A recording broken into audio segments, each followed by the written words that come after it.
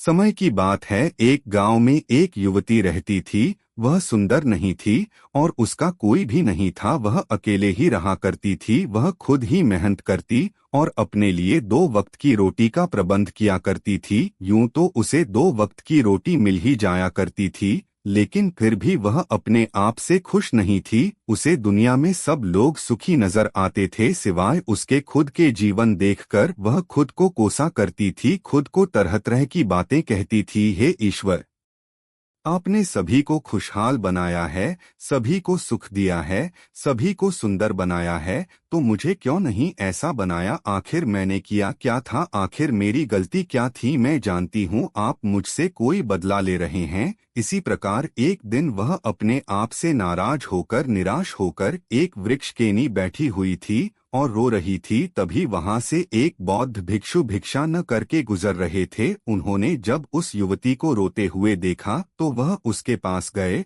और उन्होंने उससे पूछा, पुत्री क्या बात है, तुम क्यों रो रही हो? इसका जवाब देते हुए वह उनसे कहती है, हे गुरुवर, मुझे कोई प्यार नहीं करता, मुझे कोई पसंद नहीं करता, क्योंकि मैं काली हूँ, मैं सुंदर नहीं हूँ और मेरे रंग को लेकर लोग मेरा मजाक बनाते हैं। मेरा कोई नहीं, मेरे पास तो धन भी नहीं है। इस दुनिया में हर कोई सुखी है, हर किसी के पास सब कुछ है, हर कोई अपना जीवन खुशहाली से जी रहा है, सभी के पास सब कुछ है, तो मेरे पास क्यों नहीं है? आखिर मैंने क्या किया था? आखिर इसमें मेरा क्या कसूर है? क्या मुझे सुखी होने का हक नहीं है? क्या मुझे अपना जीवन खुशहाली से जीने का हक नहीं है? उन बौद्ध भिक्षु ने उस युवती की सारी बातें ध्यानपूर्वक सुनी और उसके बाद वह से कहते हैं, पुत्री, अगर तुम मुझे उस व्यक्ति से मिलवा दो जो अपने जीवन में सुखी हो, तो मैं तुम्हें एक ऐसी चीज दूंगा जिससे तुम सुंदर और सुखी दोनों बन जाओगी। उन बौद्ध भिक्षु के मुख से यह सुनकर वह युवती बहुत प्रसन्न हुई और तुरंत ही उन बौद्ध भिक्षु से कहती है, हे गुरुवर, क्या सचमुच ऐसा हो सकता है? इस पर वह भिक्षु उस युवती से कहते हैं, हाँ, यह अवश्य ही हो सकता है। तभी वह युवती उन बौद्ध से कहती है, हे गुरुवर, यदि यह सचमुच संभव है तो मैं एक ऐसे आदमी को जानती हूँ जो बहुत सुखी है। मैं उसे अभी लेकर आती हूँ, आप मेरा यहीं पर इंतजार करना। इस पर वह बौद्ध भिक्षु उस युवती से कहते हैं, हाँ पुत्री, जब तक तुम वापस नहीं लौटती मैं तुम्हारा यहीं पर इंतजार करूंगा। इतना कहकर वह युवती वहां से भागी भागी अपने मालिक के पास पहुंची, जो कि एक किसान था। उसने किसान से कहा, मालिक, आप मेरे साथ चलिए, मुझे एक भिक्षु मिले हैं जिन्हें मैं आपसे मिलवा चाहती हूँ। उस भिक्षु ने कहा है कि अगर मैं एक सुखी व्यक्ति को उनके पास ले जाऊंगी तो वह मुझे सुंदर और सुखी दोनों बना देंगे। उस युवती की बात सुनकर वह किसान दुखी होकर उससे कहता है, मैं तुम्हें कहाँ से सुखी लगता हूँ? इस पर वह युवती उस किसान से कहती है, मालिक, आपके पास तो सब कुछ है, आपके पास तो घर है, अच्छा खाने के लिए है, रहने के लिए अच्छा मकान है, आपका अपना परिवार है और आपके पास धन भी है, तो आप दुखी कैसे हो सकते हो? इस पर वह किसान जवाब देते हुए कहता है,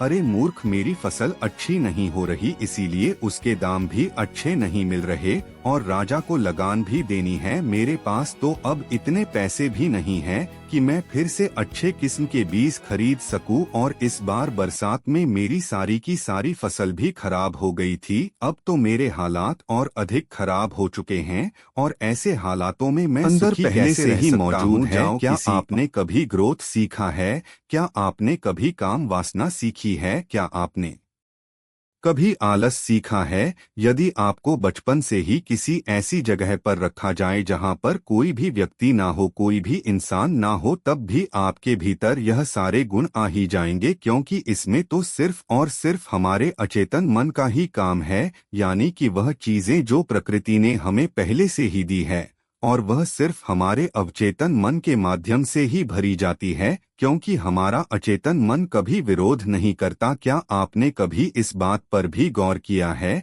कि जो इस दुनिया में बाहरी चीजें हैं उसे आप सीख सकते हैं, लेकिन जहां बात आती है हमारे भीतर की तो आप उस सीख को नहीं सीख पाते। मान लो अगर आपको समय सीखना है तो उसके बारे में हमारे अचेतन मन को कुछ नहीं पता होता, लेकिन वहीं पर यदि कोई आपसे यह कहे कि 5 और 5 10 होते हैं तो यह बात आपके अचेतन मन को अच्छी तरह से समझ में आ जाती है, क्योंकि आपका अचेतन मन विरोध नहीं करता और उसे एक साफ और स्पष्ट संदेश भी मिल रहा है। इसलिए हमें अपने अवचेतन मन तक साफ और स्पष्ट संदेश भेजने की आवश्यकता होती है, और यह तभी संभव है जब हमारा चेतन मन इसके रास्ते में ना आए। तभी वह शिष्य उन गुरुवर से कहता है, हे गुरुवर, आखिर हम अपने अवचेतन मन को साफ और स्पष्ट संदेश क्यों नहीं भेज पाते? आखिर इसका क्या कारण है? इसका जवाब देते हुए गुरु शिष्य से कहते हैं, भंते, इसका पहला कारण यह है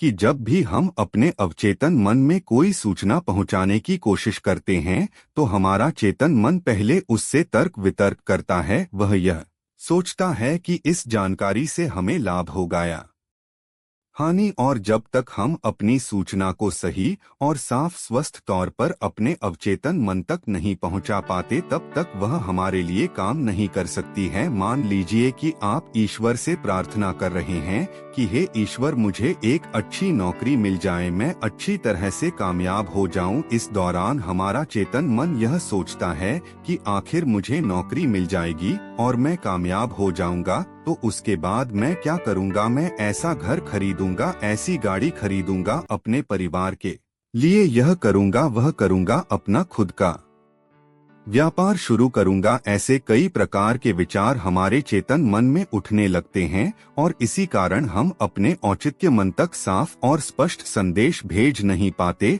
और इसीलिए कहा जाता है कि ध्यान हमारे मन को शांत कर देता है। आपको अपने अवचेतन मन तक साफ और स्पष्ट संदेश भेजना ही होगा, अपने अवचेतन मन को अपने वश में करना ही होगा। और अपने अवचेतन मन को वश में करने के लिए आप यह एक तरीका अपना सकते हैं। अगर आपको कोई चीज पानी है तो आपको उस चीज को मंत्र की तरह मन में दोहराना होगा, और ऐसा आपको